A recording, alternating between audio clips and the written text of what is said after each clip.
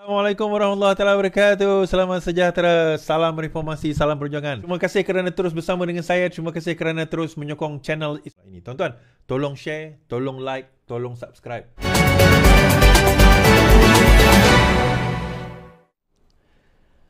Bersatu persoal janji Anwar, isu noktahkan kemiskinan rakyat. Okay. Shah Alam, Parti Peribumi Bersatu mempersoalkan janji Perdana Menteri Anwar Ibrahim mengenai matlamat menoktahkan isu miskin tegar di negara ini. Ketua Penerangannya Datuk Razali Idris berkata, setelah setahun berjanji akan menyelesaikan perkara itu, kini beliau menggesa institusi zakat menambah baik kualiti perkhidmatan agar mampu menyelesaikan masalah kemiskinan tegar. Setahun lalu, Anwar begitu bersemangat untuk menoktahkan isu miskin tegar di negara ini. Rakyat menyokong. Mana tadi?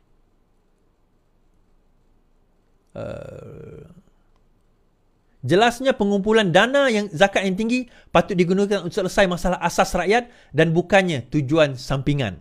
Okay. Menurut Razali, sekiranya janji telah dibuat, maka ia perlu ditunaikan kerana institusi zakat punya peranan dan fungsi berterusan.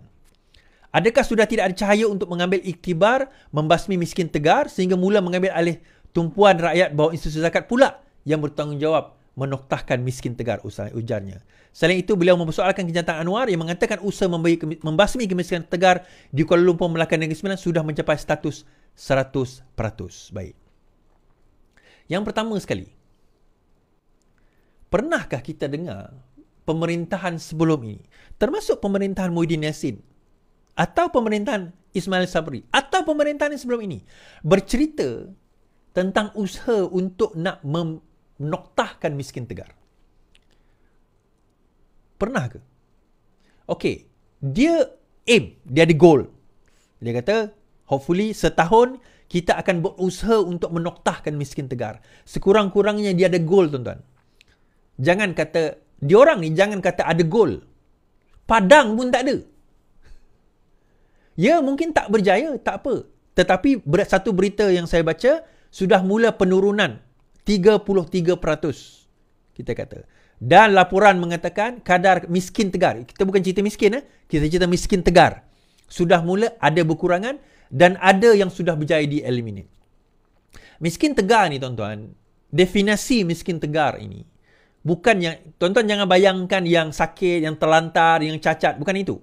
Mereka ni sihat tubuh badan, tetapi pendapatan mereka memasukkan mereka dalam kategori miskin tegar.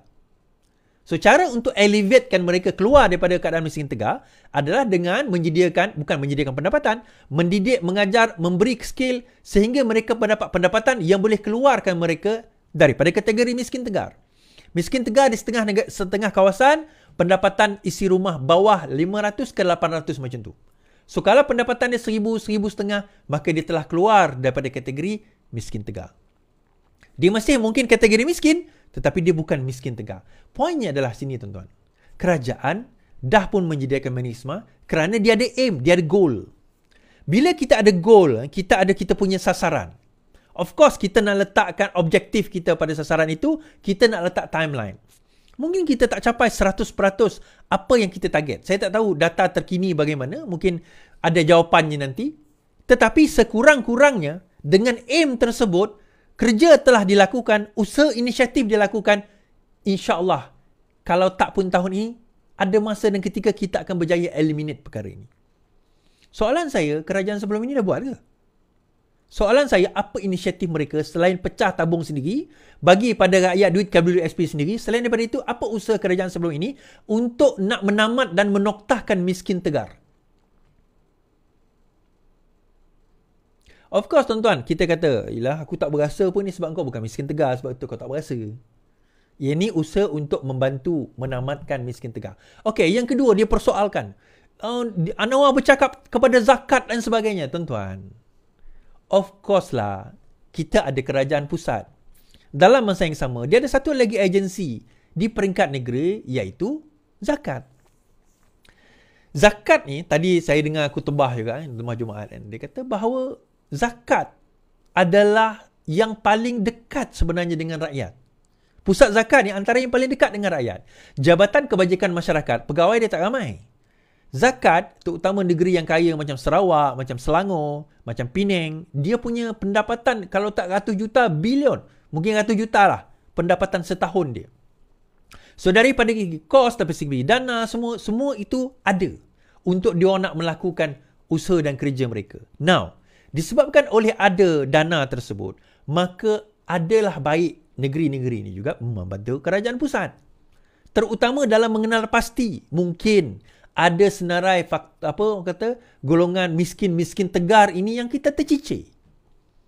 Yang miskin tegar terutama yang kita tercicir. Kita kena ingat, miskin ni mungkin kita tahu dia miskin kerana mungkin dia isi padu, mungkin dia ada IC, mungkin dia maklumat yang mungkin kerajaan persekutuan ada. Tetapi ada juga di peringkat negeri yang mana kita tak ada maklumat tentang dia orang. Yang kerajaan negeri je tahu. Kerajaan negeri je tahu. Saya bagi contoh tuan-tuan, ada satu rumah dekat Kuching, kat Sarawak. Dia didiami oleh pasangan dah tua betul. Yang saya pergi melawat, tengok rumah dia, bantu mana yang boleh. Saya tanya pada makcik tu, tak ada anak ke? Saya tanya. Anak ada tapi dia orang dah kerja jauh, kerja kat Semenanjung dia kata. So anak tak ada bagi bantuan, kami tak contact anak. Maksudnya dia dah, saya tak tanyalah lebih sama dia orang gaduh lost contact ke atau tak contact langsung ke, tapi saya tanya ada tak handphone. Dia tak tahu nak pakai handphone tu macam mana pun. So golongan sebegini tercicir dan saya buat laporan, saya hantar pada Baitul Mal untuk Baitul Mal datang dan Baitul Mal Sarawak datanglah untuk bagi bantuan pada mereka. So ini antara golongan yang mana bukan setakat mungkin Baitul Mal, zakat tak tahu pun maklumat tentang mereka.